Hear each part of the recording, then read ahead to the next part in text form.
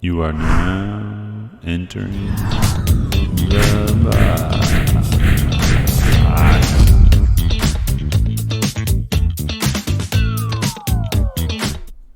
Welcome back to Inside the Box. Today we have Paul from Underdog Sports. What's going on, Paul? Oh, little this, little that. Love seeing these warmer temperatures hitting us. Oh my gosh, yeah, that's got to be good for business too, I would imagine. Oh, it's so cold in January. Nobody wants to buy anything. I never thought about that with you guys. Did you guys got pretty seasonal? Pretty seasonal with the business? Yeah, January. I mean, if we had a balanced business, you'd have about 1/12 of your sales, 8% of your sales every month. Right. Well, January, I think we have like 2.5. Wow. So it's bad. Yeah. Do you? Yeah, because man, there's not that many people that play like winter sports Yeah, either. there's a little I'm trying bit to of even think disc like golfers and hockey. Yeah. And the ponds froze in January this year, so that's really cool when people come in. They're like, "Oh, we're having a pond party. I need 10 pair of skates." Yeah, there you go. And they want That's used. cool. Yeah, so yeah, it is cool. I don't feel like there's that like is there that many people? You guys keep much hockey stuff in there? Is there that many people that play? I feel like that's not as big it's of not a. like you're correct. It's not as big as baseball, softball, soccer, but it's expensive. Oh yeah. So My nephew and niece play, and they yeah.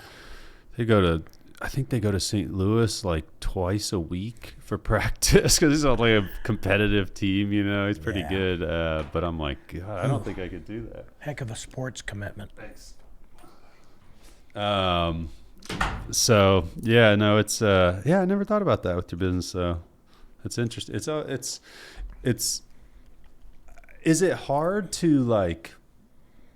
I mean, you've been doing it a while. When did you guys So open? yeah, we were talking about that, Ryan and I, earlier, because I know when I first met you, I think it was at a local first event or something like Yeah, that. chamber or something. Yeah, chamber, something like that. And it seems like you were really starting to take off with employees in like 2018. That's when we started. I know you started sooner Yeah, than right 2018. around there. Yeah.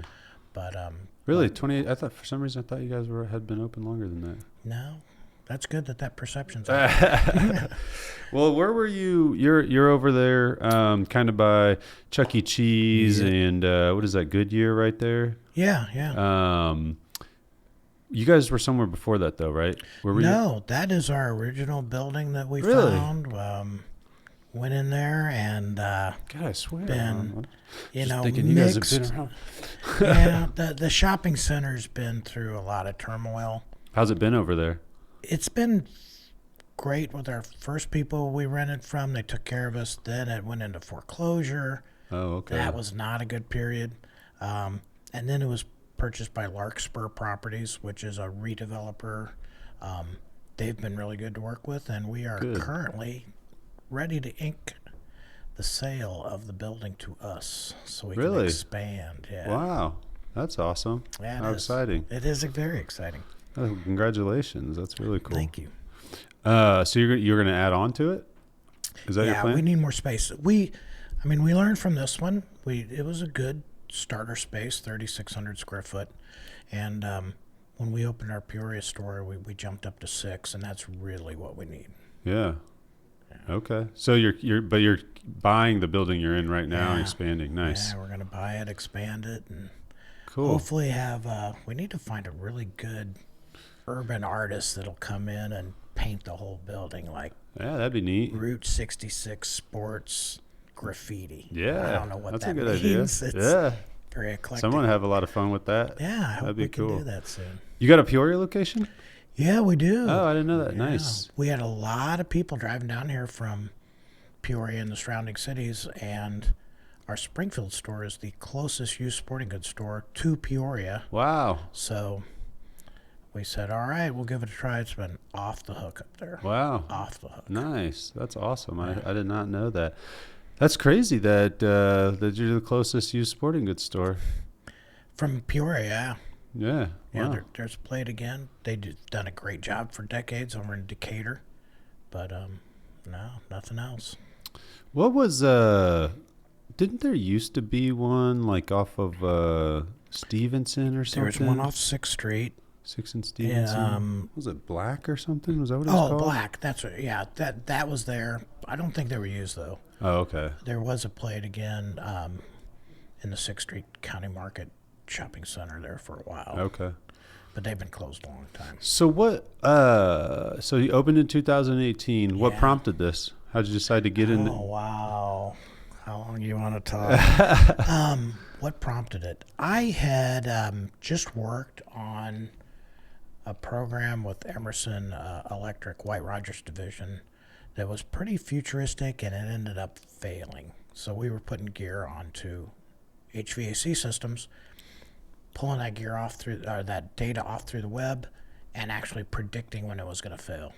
So that's pretty cool. It sounds neat, but monetizing that, hey, if my furnace fails, I'll put some space heaters out and get it fixed. So anyway, the program failed.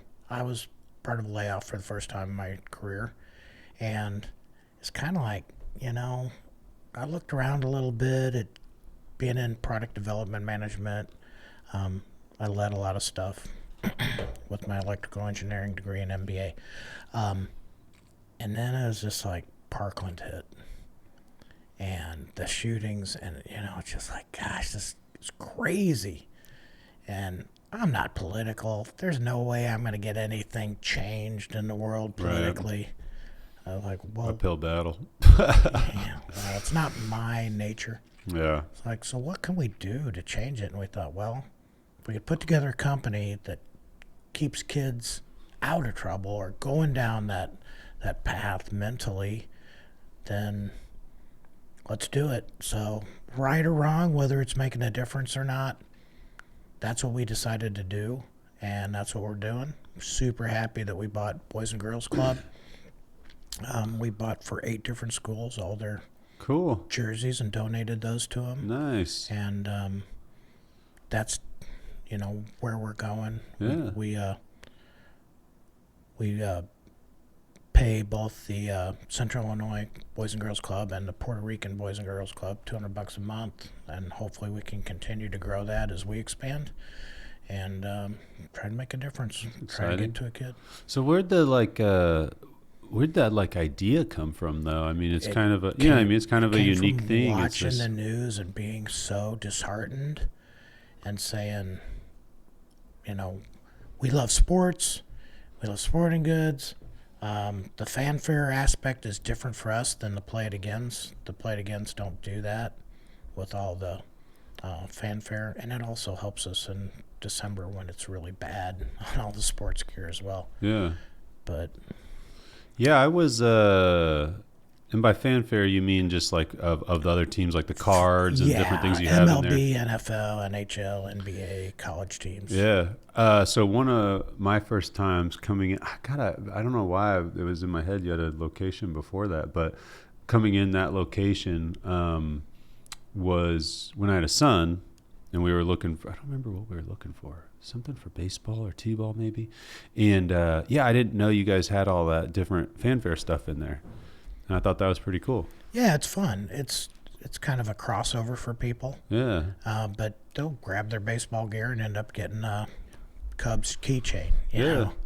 Do any of that like memorabilia type stuff, like signatures, stuff like that? You guys sell any of that online or do anything? No, one odd commitment that we've kind of made is we built these stores to serve our neighbors. Yeah. They sell to us. We're going to sell back to them.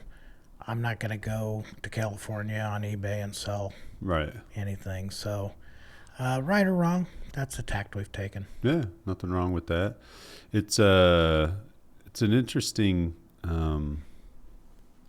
It's interesting that that's what you came up with. That's why I was kind of just curious about the idea, because you know what I mean. It is something good, especially like equipment's expensive. Yes, well, that's part of it too. I was in a big box store here, and I thought, I wonder how much a T-ball bat is. Yeah, it was $54, cheapest T-ball bat in this store.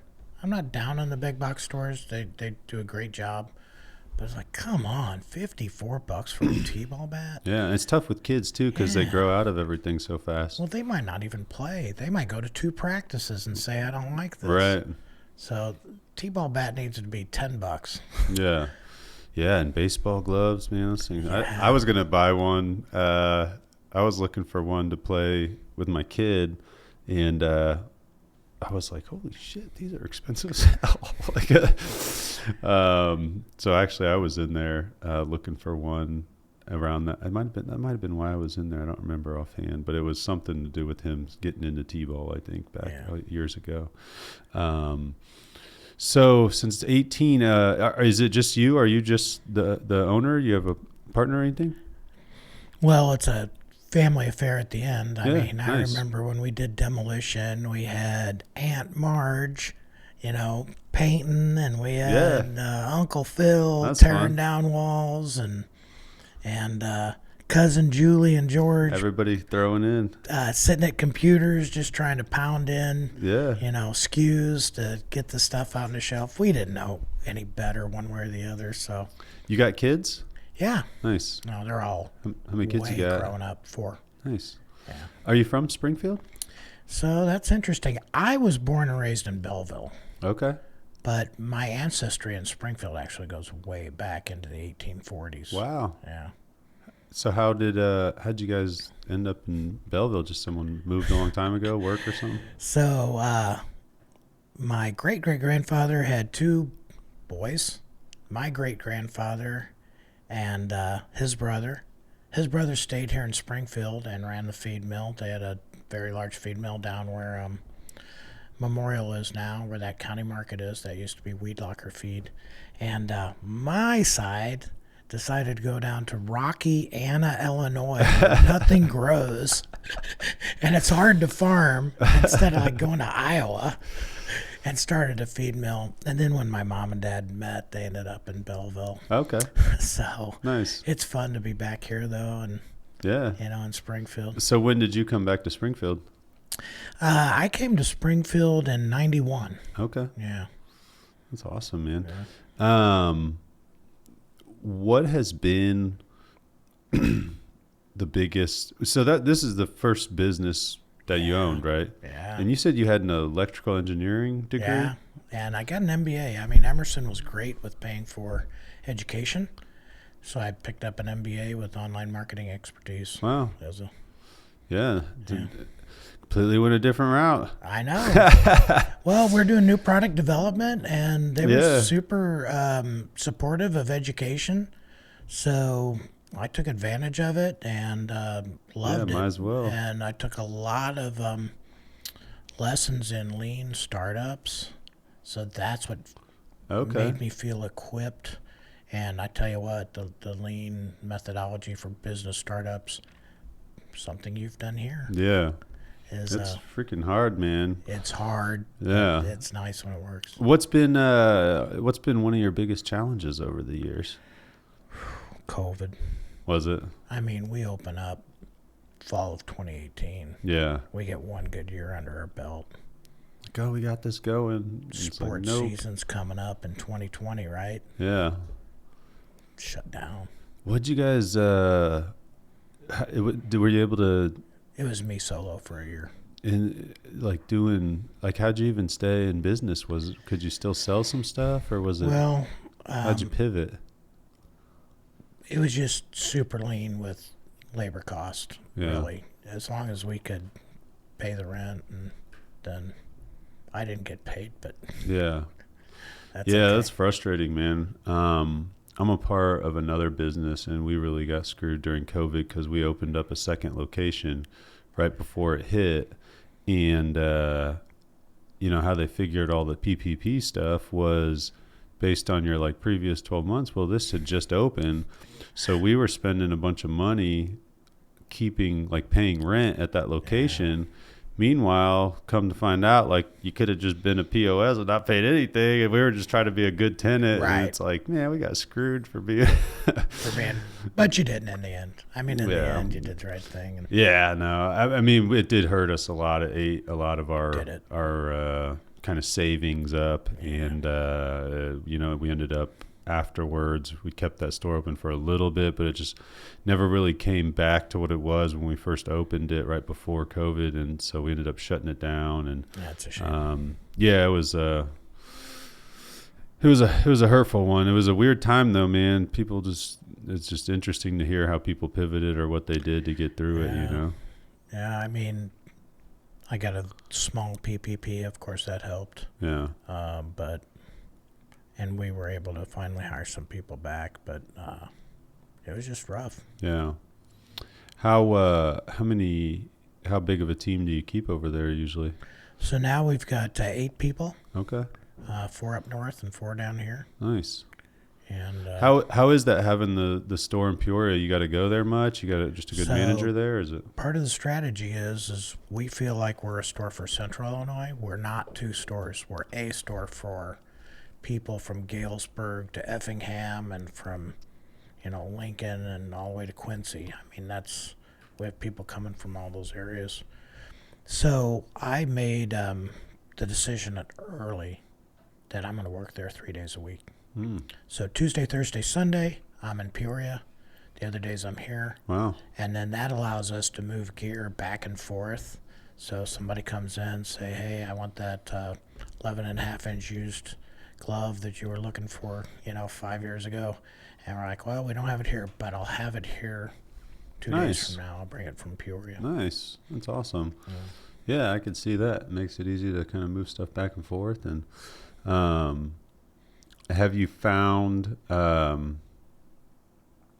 one market to be better than the other? Does it seem? So Peoria is almost, believe it or not, Peoria metro area is almost twice that of Springfield. Is it? Okay. Yeah. So due to volume. I knew it was bigger, but yeah. Due to volume, Peoria is very helpful. But beyond that, the disc golf scene in Peoria is off the hook. Really? As compared to here. Wow. So within a half an hour of our store here, there are 4 courses.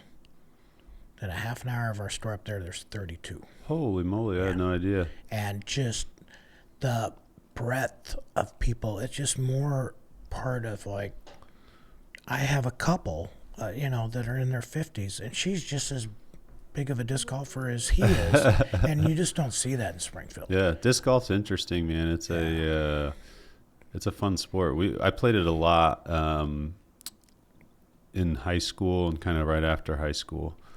Just, it was free. Yeah, you know what I mean? Free. Yeah. Besides buying some discs, it was free to just go walk and you get some exercise. You're outside. It's a lot of fun. I don't think people realize how fun it is. Yeah, the disc golf community is just good people. Yeah, it's amazing how much it's grown. We were talking about Miles and everything he does with it is just. I mean, he was just down in Texas at the disc. What is it? Disc Golf Pro Tour. Yeah. He does a lot of stuff for DG. PT. Yeah, and then he's got his whole brand that he sells, clothing and all that. Paragon. Yeah. We actually did this really cool video for him to promote his box for discs. Have you seen those? He bought like a company that was making boxes for discs specifically to store them and ship them. And we did this really cool video like showing off. We used what's called a probe lens. It's like this long. And then we had it inside the box. And we did it all in reverse. And we pushed the box forward off of the table. And as we did that, it was filled with like 20 some discs, but they fell out as we pushed the box off the table. But then we played it in reverse and showed them all coming in to show how many discs the box holds. That's cool. It was a pretty fun video to make though. So that lens, it's like 18 inches long, but it's only got the lens at the tip of it. Yeah, super small, and you have to have really bright settings, so your lighting can be a challenge. There are lights like built into the end of it. Yeah, but it's really weird. It makes it feel like almost like Honey, I Shrunk the Kids. Cool. Like if you set up the right setting, it's pretty cool. You can do some neat stuff with it. That's a neat capability. Yeah, so had some fun with that.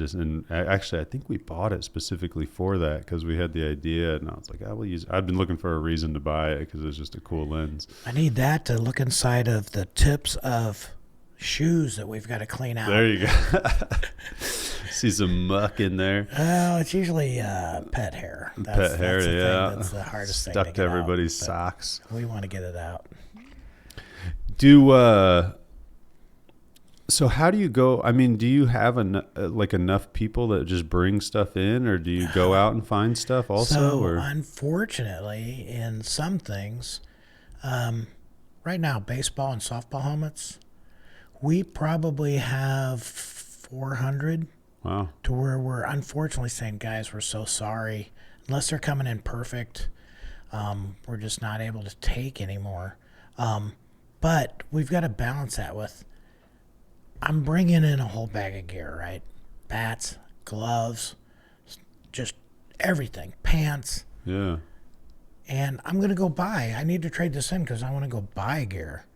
Well, it's really hard to say, well, we don't want just your helmet out of this bag when you're trying to finance a purchase with us. Yeah. So we usually, this time of year, those people that are coming in and doing that, we try to still buy it, but we just got to throttle it back. Mm-hmm. But yeah, tons of people come in. We just had, I got to give a shout out, Dr. Jerry Geis. Or is it Geese? I'm sorry, Jerry, that I'm not pronouncing your last name right. He just donated us a ton of top shelf golf stuff. Cool. Because he knows, I guess he knows that we support Boys and Girls Club in St. Jude's. So he donated it. Nice. I was like, who donates gear to a retail store? Yeah. It's giving me chills right now. It's so heartwarming. Yeah, that's to amazing. have that reaction. For sure. So for those that don't know, what all stuff do you have in there as far as sports equipment? So we have everything you need to coach, umpire, or play baseball, softball, soccer, football, flag football, hockey, golf, disc golf, volleyball. We try to build up wrestling. We're always struggling to get enough wrestling stuff in. It's a very short window on that. Track field. Right now, track is big business. People are coming in and getting that. And then we have all the fanfare, too. Nice. We have over 300 teams, like the South Dakota Jackrabbits. We've got something. Yeah, that's crazy. I was surprised how much golf stuff you guys had when I was in there. Golf's very big in Springfield. And the used golf balls. Yeah, there's a guy in 2019, a pro, Alex Chiarella, I believe is his name. 2019, he wins a tournament playing a single ball. The way the story goes, they had a rainout round, so the next day he played a round and a half, and they said to his caddy, hey, we used this ball the whole day. Well, we got to use it tomorrow. Yeah. So they did the catch up and did the next round, and then they go into the fourth round. He wins that by one stroke. Oh my gosh. So he tees it up on the last hole, knowing he has a one-stroke lead, and his ball has been used for 4 rounds, and he still did it. So I always preach that don't waste money on new balls. Used ones usually go into the woods, and that's who's finding most of our balls. Oh my gosh. Central Illinois. I lose ball hunters. I hate buying brand new balls because they're just lost immediately half the time. Expensive. My grandpa used to.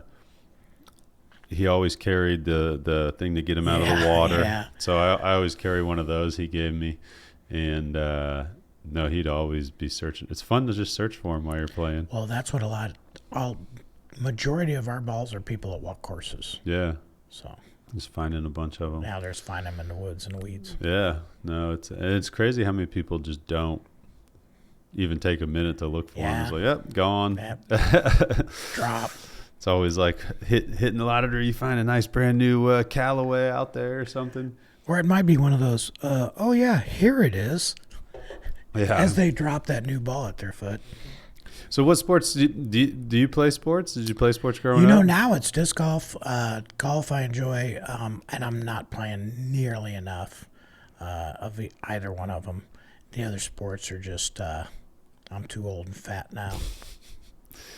Yeah, my son just started playing basketball, Oh, nice. and I'm like, man, I miss playing basketball. Yeah.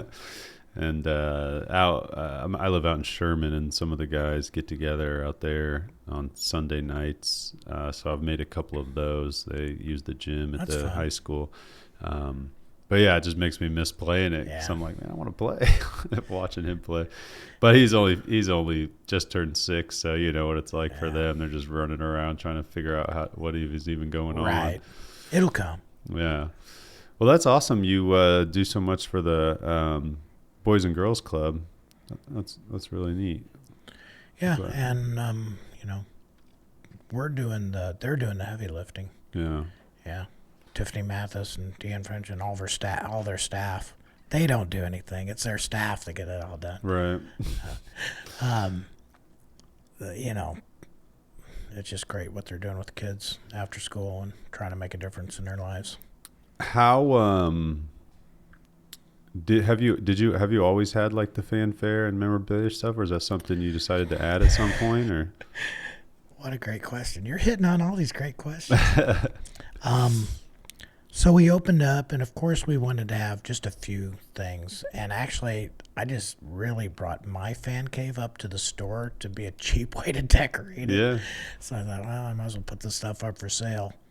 So we opened up in like August of 2018. Okay. I started this work in January. August, we opened our first store. And Andy, who owned Pro Image, comes in at Thanksgiving. And he introduced himself. Super nice guy. Had 2 places in the mall. Used to have a place in Bloomington. Okay. Used to have a place in Peoria. Pro Image. Yeah, they sold a bunch of memorabilia Oh stuff, my gosh, right? I love that. Yeah. They're right outside of Sears. I'd love walking in there and seeing all the waste baskets all along the top and all the stuff they sold. But decals and flags and stuff. And he said, I'm closing my stores. I'm like, Andy, you can't close your stores, man. Like, where do people go? He's like, the malls are dying. I'm right outside Sears that just closed. You know, I'm selling. I'm gonna go do something else with my life. So he was looking for a life change too, I think. I don't know. But he said, I'm gonna run big sales, and then after Christmas I'd like to sell the rest of it. I said, yeah, let's talk about what you got left over at the end.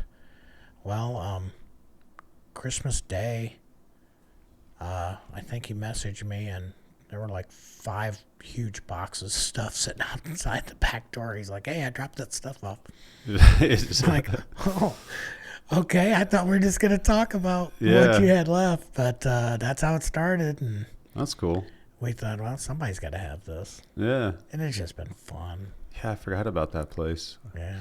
I used to love the mall, man. Yeah, it's so odd. We got stuff from Toys R Us when they closed. We got stuff from Pro Image when they closed. We got stuff from Bergner's when they closed. Yeah. So. Yeah. I remember just getting dropped off there. Yeah. You get dropped off at the mall, walk around for a few hours, cause some trouble. Yeah, you're dating yourself now. Yeah, it's interesting how that's changed. They're trying to revive it, but it's a tough thing, man. It's so odd to me that you have all these stores that you could walk between, and now they're across the street where you've got to walk outside to go between them. But the same stores are over in West White Oaks Mall now. Yeah, it's interesting. It's weird to think about because there's definitely a convenience factor, obviously, to the mall. I mean, I remember. I don't know if people still do it, but people used to just go in there and walk in general just to get their exercise in. I bet they do. The seniors, I think, used to do that. Yeah, it's a shame to see all these malls across the country abandoned and closing down. And it's to me, it's an interesting dynamic that you prefer to drive up to the store instead of preferring to drive up to 30 stores, but that's what's happened. Yeah. online, man. I guess. I don't know. You got to pivot though, right? Yeah. You got to see those trends and be ready to transform your business. It's really weird with clothing, because you know what I mean. So many people shop for clothing online now, but you know you can't try it on. I mean, you try it on and then you got to like ship it back or do whatever. It's kind of a frustrating process. I got something sitting on the table out there right now I need to ship back because it was too big. It's like, oh, now I got to go to freaking Meijer and drop it off at UPS, and I don't even know if they're open. Didn't you say Meijer's closed or something right now? Well, they're renovating. Yeah. Oh, I didn't know that. I didn't even think about that. Freak, man, that's where you drop off all your Amazon returns at the UPS store there. That'll be a pain in the butt. So when do you start on the expansion? Well, you know, we're just getting back into our season, so it's customer focused the next 6 months. We're not really even going to worry about too much other than we might tear down some walls and you know, expand a little bit of existing space. But we just want to focus on the customers the next 6 months. Yeah. And then get through a busy season. Yeah, and then we'll get to plans. You know, we haven't heard about Shield Sports Park, the overhaul of MacArthur. There's still a lot of stuff going on. The shopping center itself, hopefully in the next month or two, they're going to do a massive overhaul of the shopping center. Are they still, at one point I remember hearing that they were going to convert a bunch of it into storage units or something? So or that was still always their part plan. of it? If you look at their website, they've done that successfully in a lot of places. About 4 or 5 years ago, they did that with a Walmart, a Stan Kroenke owned Walmart in Belleville. Really? East Belleville. They bought it. It was all graffitied, and it was just a mess. They bought it, cleaned it all up, converted it to storage, and they ended up selling that property. Oh. But they do a lot of shopping centers strips that they keep and then rent. But, yeah, Larkspur Properties. We used to, I grew up right over by there, across Outer Park. You'd go back a couple blocks down there by Black Hawk School. But yeah, I went to Franklin right there. I used to go to all those stores right there all the time. Yeah. Back when MC Sports was there. So different. I remember when Venture. National and Venture, the grocery store used to be Nationals, and then there was Venture right there, and then it turned into a Kmart. But there used to be Shakey's was amazing. I loved that place. Every time my grandparents were in town, that we always went there for some reason. I don't know why they loved Shakey's. I mean, I loved it too, but They had some kind of like thick potatoes chips or something. I don't know. I remember that, but their pizza was good. I always loved their. They had like cinnamon rolls. Those were my favorite from there. Obviously, as a kid, the sweets. Yeah. So with Shield Sports Park coming, you guys are in a pretty good location for that. I feel like it's not too far away. 1 mile. Yeah. Yeah. That should be good. It should be very good. That'll be crazy. If we can get the word out. We gotta make sure the word's out at the park. You gotta pinpoint your targeting on marketing there. Geofencing there. That'll be interesting though, man. That whole situation is interesting. Just to think about, like, you know, what it's supposed to be, how many people are supposedly going to be coming there, like what that's going to do. We had on, I can't think of his name off. Ryan McGrady, who's like the head guy of the Sangamon Growth Alliance. So I had him on the podcast, and we were talking a lot just about the development and how it all came about and the process coming in that's going to happen over there. But yeah, that I mean, from just talking to a lot of different people, it sounds like they're going to open that up all the way to Woodside. Yeah, that plan's been there a while. And I imagine once they do that, they're just going to develop along that whole road, I would guess. I mean, it's going to be hot property. It's going to be crazy. So yeah, that's nice that you're right, you know, pretty close to all that. Yeah, we tried to get over there. That archery building was for sale next to Knights. Trailer Masters. Yeah. Between Trailer Masters I looked at that and place. Skyline. Yeah, cool. When I bought this, yeah. It's big. Sonny Adams got in there in front of us. Sonny, I still curse you. Yeah, I looked at that probably a little bit. I would guess a little bit probably before he did, maybe. Yeah. I don't remember why. I think it was a little bit more than I wanted to spend, maybe, or something like that. It's a big building. Yeah, it was a nice building. Yeah. I didn't realize that they had a whole like archery range in there. Like when I was looking, I was like, "Oh, this is crazy." Yeah. Yeah, no, it was a cool building. So you guys tried to get in there though? You were looking at it? We did, and I think he put a contract down like right when we were looking at it. It's like, Yeah, no, that would have been a good spot too. Yeah. But I don't feel like you're too far away, No. especially if people are searching for sporting equipment. I mean, obviously Shields is right there, but Right. it's way more expensive and Well, they're a great store, and if you need a new item, we send people to Shields all the time. But if you're out of town at a tournament and you blow out a cleat or your Right. bat gets stolen or something, it's like, I just want to get through this tournament. right. We're an option at least for people. Yeah, that'll be great. Yeah, I didn't even think about that. So where are you going to expand then west? Move west, Yeah, just young man. back behind the move building a west. little bit. Yeah. So they parceled it off, so we get a pretty big chunk of that parking lot. Nice. That's fantastic, man. Well, good for you guys. That's cool. And yeah, having that second location. Yeah, I had no idea. Have you ever thought about any other locations, or is it got enough on your plate? You only got so many days in the week to go back and forth. We have, and we've talked about it and we've strategized around that. But after the second store got going so well, I said, you know what? It's a lot We to are take on. too small in Springfield. Springfield is the reason we have Underdog Sports. Let's take care of Springfield. Yeah. So we moved into a transition plan.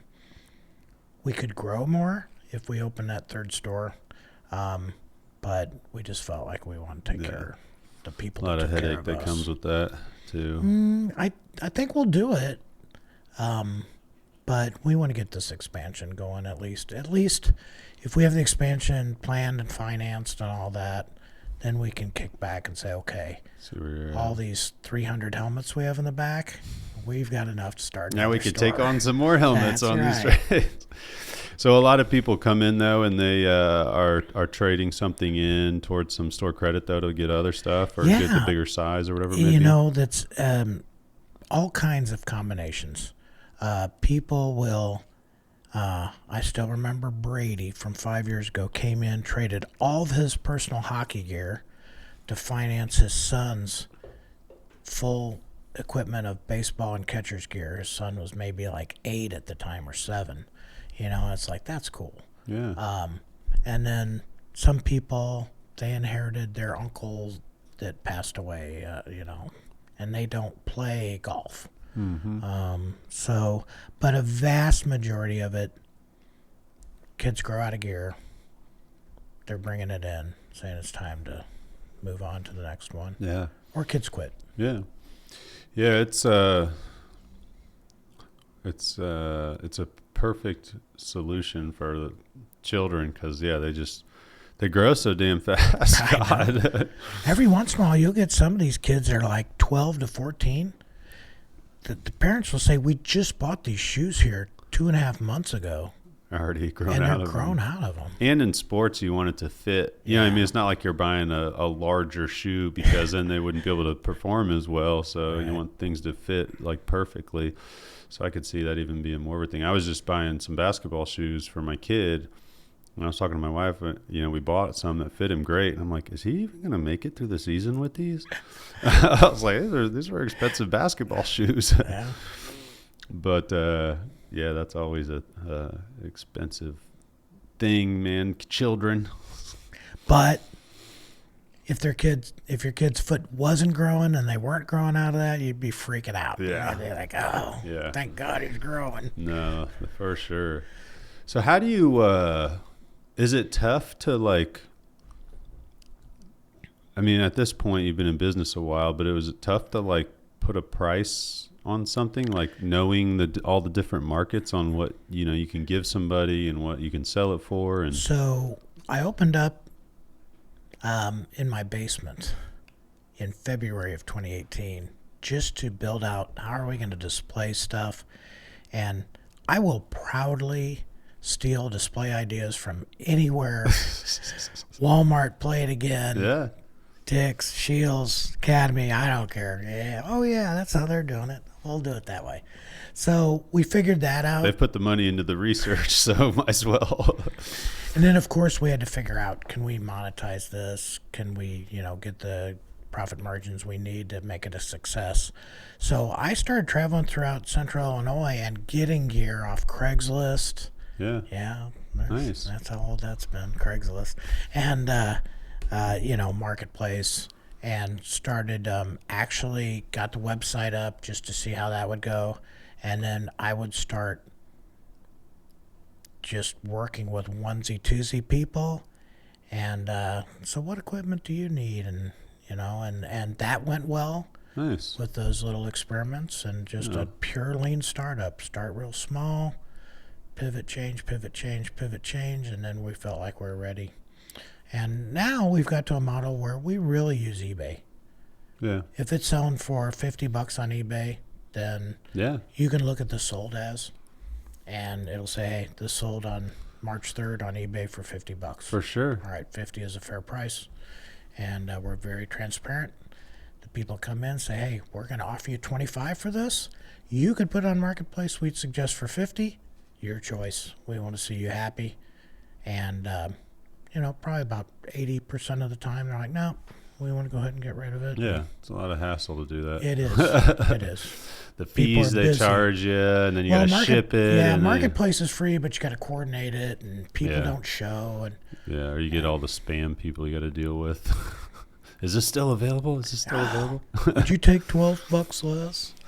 Yeah, so when I was starting Oopbox, one of the ways I paid the bills personally, my personal bills was Friday mornings and Saturday mornings I'd go garage sailing. Oh, cool. And I would get on eBay, look at stuff, scan it, or use the Amazon. I was selling on Amazon also. Use the Amazon seller app and just scan stuff and see what I could get for it, One time I bought a set of old pings for pretty cheap, and I made a few $100 on those, which was pretty awesome. But yeah, it was funny. I did that for a long time, and then eventually you started seeing more people with their phones out doing the same thing, and I was like, oh, everyone's catching wind of this now. got the research down and figured out how to do it. But yeah, that was it was really fun. I love doing it. Like you're going around, you're trying to pick and find. You never know what you're gonna find, and then you get to kind of barter with people, which is I always enjoy doing that. It's fun. And one of my biggest profits was I was at a garage sale, and they had a stack of boxes like this tall, and they just on top of them they just had some Hot Wheels cars. And I was like, are these all Hot Wheels cars? And she was like, yeah. And I was like, well, how much are you selling them for? She's like, 50 cents a piece or something like that. And I was like, well, how much do you want for all of them? And I was like, well, first I was like, why do you have all these? Yeah. She's like, my husband collects the red stripe ones or whatever. There's some special ones you can get that if you buy a box, you might get one, maybe if you're lucky, that's a red line. Wow. I think it's red line specialty one. But anyway, it was this huge stack of boxes. And I'm like, well, how much do you want for all of them? She's like, I don't know, $50. I was like, $50? And I was like, I'm going to give you $100 because wow, I don't think you know what you got here. Yeah. So I took them, and then I ended up selling them all in one big lot for, I think $1,300 or $1,400. Nice. Yeah. So that was pretty cool. I have a picture of them all laid out on the floor. You know what I mean? And so no, it was always fun. What was something else cool? A Commodore 64, which was one of the first home computer systems. That was a cool one. I kept one thing out of that lot, and it was an old program I can't recall the name of it. It was like Illustrator something, but it was essentially like one of the first graphic design programs they ever came out with. Oh So I got it gosh. displayed up there on our shelf with all of our old cameras.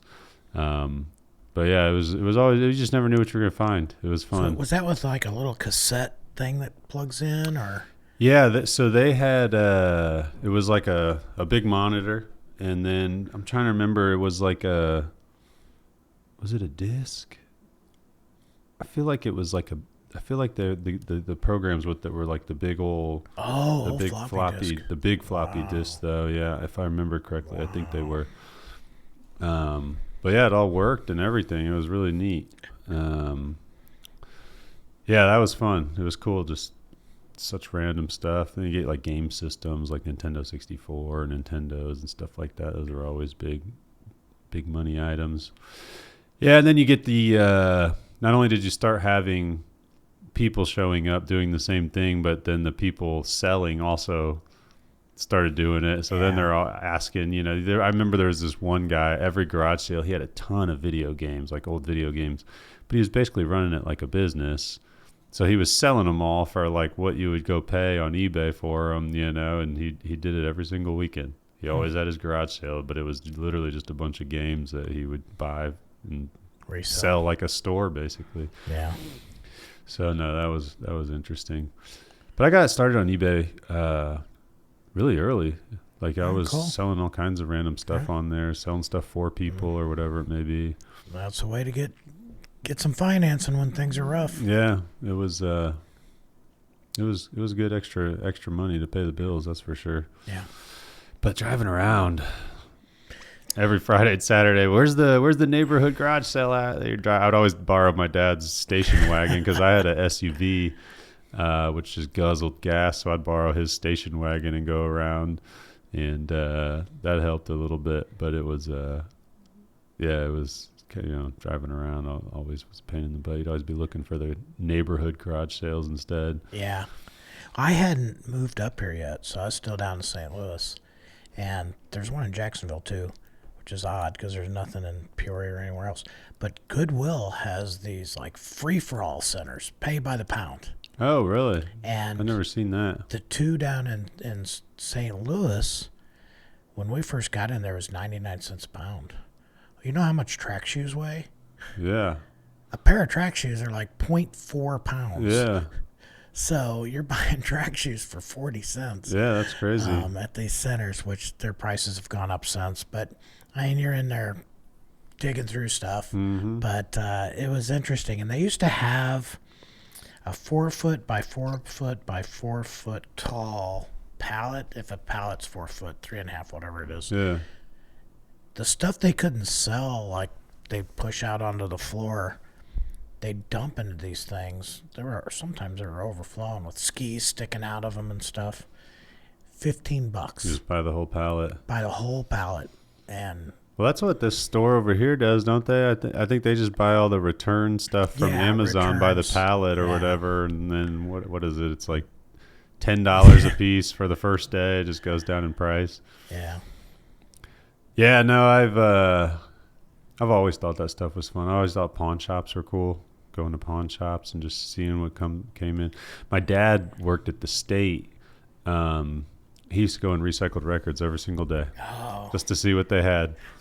Yeah, that's a shame that's gone. Dumb Records is doing a great job though, but yeah, it's a shame Recycled's gone, especially upstairs. Yeah, that was a cool place. Yeah, he'd always be buying something random from there, speakers or. Yeah. I'm like, don't you got enough speakers? He's got like 20 pairs of speakers. He's like, no, these are better than yours. You need these. I'm like, all right, let's upgrade.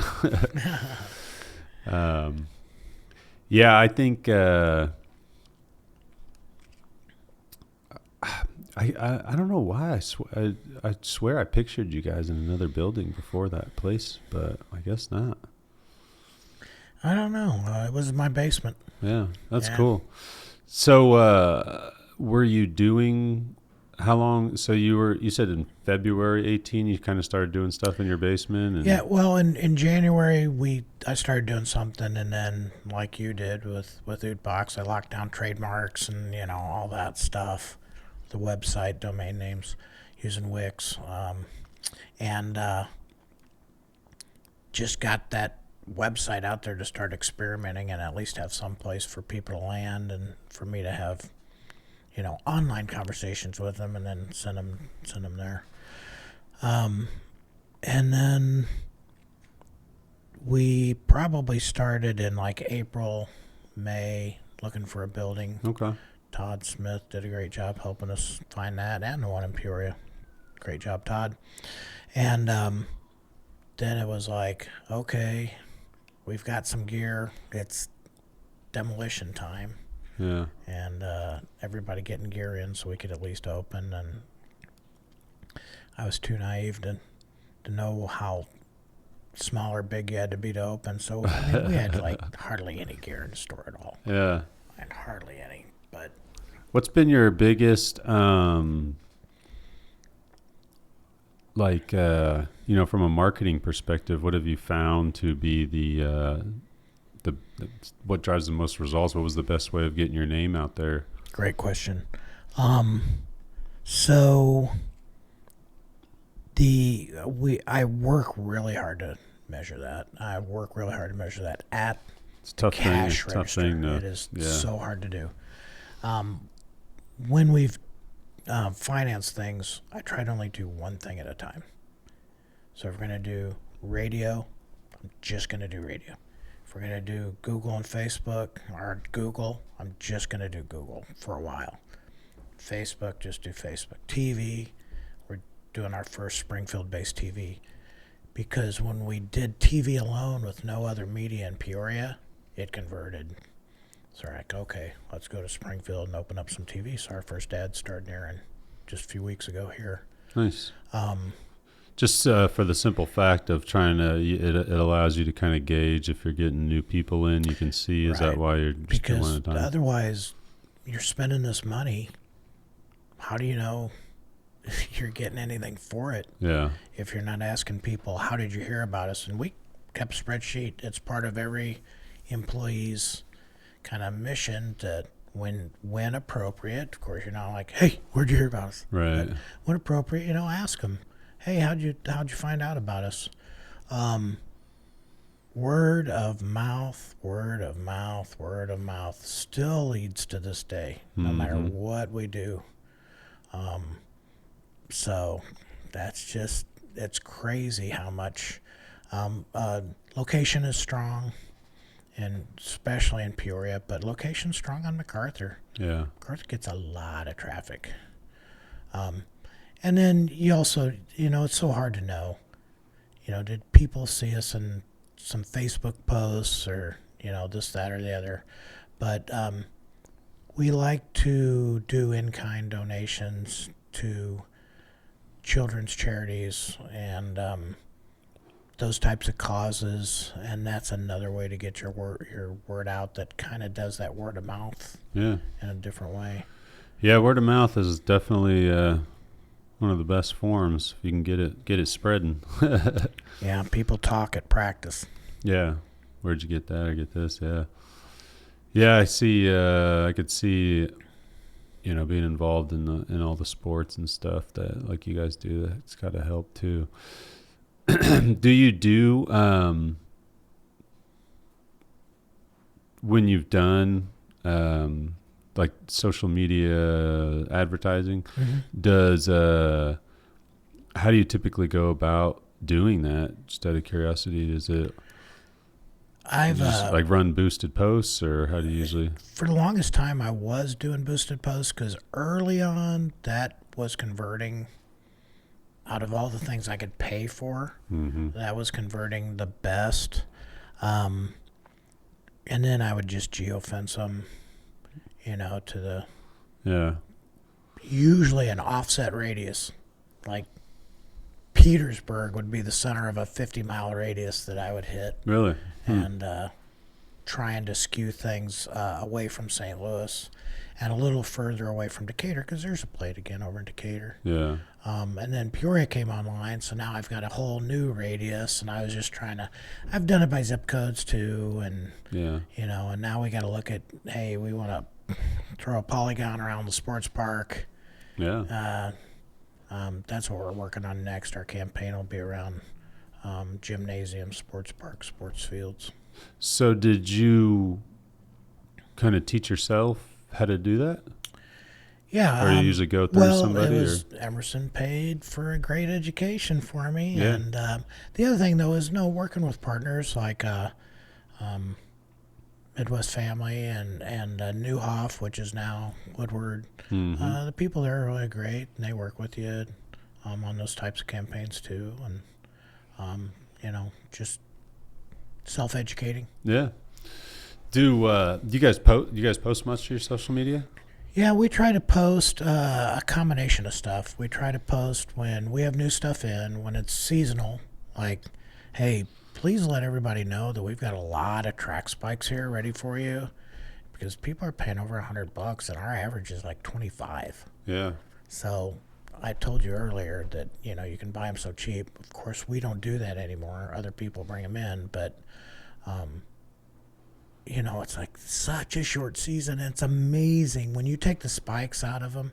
We wash everything in bleach and detergent to make sure there's no funk in our stores. It's just something we've done, and the other used places typically do not do that. Really? But it's having coached so many sports and having seeing the outbreaks of MRSA. It's like, no, we're going to protect ourselves, the employees, first of all, and then we're going to protect our customers. So I can boldly stick my nose in any cleat or hockey skate. Hockey skates are the worst. Goalie skates, oh my gosh. Yeah, it's So bad. yeah, I could see that being something that you definitely have to pain in the butt to deal with, but a must. You don't want to walk into a store that smells like a nasty locker. Yeah. No, that could be a problem real quick. Yeah, I could see definitely though some strong ads, targeting parents with children, that seems like that would be very effective. Yeah, we have gone after the parents, and mainly the moms spend most of the money. They're making that, and you see that in our store. There's plenty of dads, single dads, parent dads, coaching dads, but the moms predominantly spend the money on the kids and get them into the stores. Yeah, interesting. So that's why you might choose something like, WNNS or the Mix, when you're thinking like, well, they're playing Taylor Swift. Yeah, it's interesting how the social media platforms have changed now, because it used to be very like the pages you followed, the stuff you liked, it would show you, but now it's just all interest based. Yeah. So the more you can post, the better, because the people that are out there, Facebook knows if a mom is searching, for sports or interested in sports, or, liking stuff around sports on there, and they're going to show them that content organically, that it never used to be like that. It used to very much be a pay to play on things like Facebook. But now, like, more than ever, it's beneficial to businesses to have a higher chance at organic reach, because again, like it knows, like, if a mom or me or whoever is gonna watch that little video or that reel and stay on the platform longer, like, that's all they care about now. Yeah. They know that they can get the ad money or whatever it may be, but it's like they just want to feed the consumer, like, whatever's going to keep them on the platform longest. So it's been reels interesting to see it are where change. it's at. That's what you have to pretty much post. They're one of the best things, yeah, because you get you get the video side of it. So if you're comparing, like, looking at a picture or a graphic compared to looking at a video, like, obviously a video, they're going to be on the platform longer. Right. The other benefit is now what they do is they work in an ad that after they watch your video, boom, an ad pops up. Right. So that's beneficial to them as well. But yeah, it's very good for businesses how it's changed, and TikTok really changed all that with the interest graph algorithm. But yeah, I tell everybody, I'm like, just post as much as you can, and then look at what works. You know what I mean? If one video works, why did that video work? And try to mimic it. Yeah, I would say definitely we've lacked in developing video content. Earlier, I noticed some lives. You know, you could just do some lives, throw the video up, and it would get good. Big thing right now is live selling. Yeah. I mean, especially on TikTok, it's crazy how much that's blown up. Which I've never really got into with anybody. There's just no one that's really been the right client to do that with. But it's interesting how much money people are making doing that. It's really. But depending on what you're doing and how you're doing it, then you got to consider shipping it and all that stuff. If you're doing national, I'm sure you could probably have pickup or whatever as well. But it's that stuff changes quick. The stuff to stay on top of it all. Yeah, it does. But I think and it's nice because I mean everybody's got a phone now. So even if the people that can't, sometimes people come in here and they talk to us about our packages and they're like, oh, well, I can't afford that right now. And I'm like, I understand. Like, you know what I mean? It's a premium service. And I'm like, but the best thing I could tell you to do is to just post, like keep making videos. Like they don't got to be professional. Like just keep posting reels and just keep doing it. And then if one does well, gets, if most of your videos are getting 100 views and one all of a sudden gets 300, like even though that's not thousands of views, like, well, why did this one get three times? I mean, it's still three times as many. Yeah. And then trying to figure out what worked. Right. Was it the song that I chose to go over it? Was it the opening scene, the opening thing I said? And then trying to piggyback off that with your next piece of content and just keep testing it. But man, it's making a huge difference for businesses. It's pretty cool having that algorithm change like that. Because it was always pay to play, which was a frustrating thing. But the what was I going to say? Yeah, and then I mean it's still the cheapest cost per impression, social media and digital. But it has gotten a little more expensive, than it used to be. Like, we used to always recommend a minimum of $500 ad spend. Yeah. And now we try to recommend people to spend at least $1,000. Really? That's surprising. But it makes a difference. I mean, we just did it with so I own Small Cakes, and we just upped our ad spend there, and I saw results. Yeah, I was super surprised at the difference. I was like, wow. I was like, this actually made a big difference. Cool. But that's a perfect example too. Like we've been posting to their TikTok, and the TikTok following has been pretty small. But we just over the last couple of weeks have had like 3-4 videos pop off. Like one of the videos has like 330,000 views now. Wow. One has like 50 or 60,000. But as that has happened, it's started to really build that momentum. So now every time we post, we're getting at least 1,000 to 20,000 views, and our followers have gone from 70 to like 400 or 500 now. Oh, nice. Just from those couple videos. So now we're doing exactly what I was saying is we're analyzing those videos. Why did this work? How do we mimic that? And trying to really break it down to see what the next post should look like.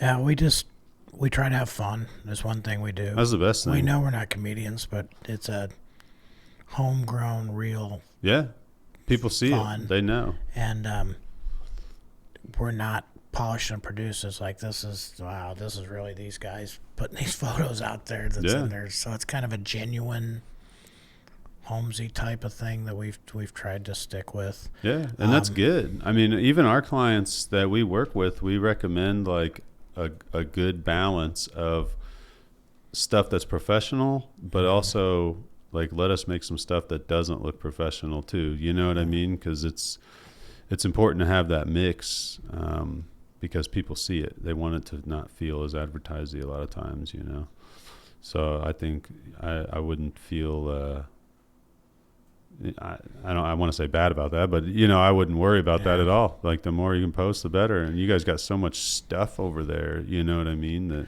half of our posts though are just there's a baseball camp that the Horseshoes have this summer. Hey, you guys ought to check this out. Springfield Blues are in this weekend. Yeah. Spreading some good information. Good information about junior golf camp. This, that, or the other is what we really try to do, especially at Boys and Girls Club A. Please support their gala, their because they took it on the chin with the loss of that funding. So, just stuff like that. They lost a good chunk of funding. And they struggled to keep everything going through March, but it's going to be interesting to see what's going to happen the rest of this year. So anyway. Yeah, that's tough. Well, it's good you guys are sharing that stuff for sure. Yeah, right or wrong, that's been our strategy. Yeah. To try to be a part of the community and share on that. And then, every other one, get the word out about it's track season, guys. Please let your friends know that we've got track spikes here and a couple of pictures, and that's it. But your idea about video, I think it's been mainly, you juggle a lot our things, and you just fall down on some of them. Oh my gosh! We don't do as good a job as we should with our own social media. We've been doing better, but it's like we're busy doing it for our clients, and you kind of fall off on your own stuff. But no, I mean, with your guys' stuff, what I'd recommend is literally just choose like every day. Like if you just go do, here's all these track spikes. Like you just do a little video of them, and then go to the next product and do one for that too, and just 4 or 5 times a day. We need to do that, but we need that lens of yours to go into into the shelves. That would be an entertaining one. We always say either make your content informational, or entertaining. Whether provide value to somebody, make it informational, interesting, or make it entertaining. And that would be an interesting one. Both is a double whammy: entertaining and informational. All right, I learned something today. Well, Paul, what's the best place for people to find you? What's your website? Underdog-sports.com. Usually, if you just Google anywhere in the United States, Underdog Sports Customer Service, you're going to get us instead of Underdog Fantasy, which I wish you would get when you're in Beverly Hills. Yeah. What's even worse is, I guess... So for those that don't know, to put some context, before the podcast, we were talking about how there's a sports betting app? Is that what you said? Yeah, Underdog Fantasy. Yeah, so that's people are calling you from Underdog Fantasy now. Yeah, my parlay didn't pay out like I should have. And I'm like, oh, man. Here's what I need you to do. Just wire me that money. Wait a minute. What's your checking account number? I got to verify your information. So Underdog Sports, what'd you say? Yeah, underdog-sports.com. But really, if you just Google Underdog Sports, no matter where you're at in the world, apparently we're going to be at the top. That's awesome. But I don't know. That you'd think it's awesome. But for us, it's not. Got to start selling nationally. Or taking bets. Yeah. But your store is located right over there by Chuck E. Cheese. Yeah. And what else is right there? Again, the Goodyear Goodyear, car place is right Hy-Vee, there. Penny Lane, Toasties Sub, You'll new store opened see up. it driving right down. Right down MacArthur. Yeah, we're like, our building's so close to MacArthur. It's weird how it sticks up so close. Yeah, that's nice. But yeah, it is nice. And if you're a graffiti artist, it sounds like there might be an opportunity to touch base with you. We got to do something fun with that building. Well, we're going to do something. We got to make it a photo spot where people are like, okay, after we're done at Motorheads, in front of the 66 sign, we're going to get the Underdog. With the new sports park coming in out there, figuring out how to really make it something that people have to go see or experience, providing that customer experience when they come there, I think could be a huge opportunity. Yeah, hopefully we can solve some people's problems. Seriously, bat got stolen. I need a bat now. Yeah, I could see that. So, well, Paul, it was awesome hearing your story. Congratulations. That's awesome. You guys have been open since 2018. Yeah. And the second expanded. location and expanding. Very exciting times. Well, everybody, definitely go check them out. If you have kids, it's a great spot to go get some stuff so you don't got to dump a bunch of money in new stuff that they're going to grow out of. And sounds like a great spot, too, to upgrade your stuff as your kids grow. Well, thank you so much, Ootbox. It's been wonderful watching your guys' growth while we've grown in a totally different sector. And appreciate what you're doing and having me on today. Yeah. Very thankful. For sure. Thank you for coming on. All right. Thanks, everybody.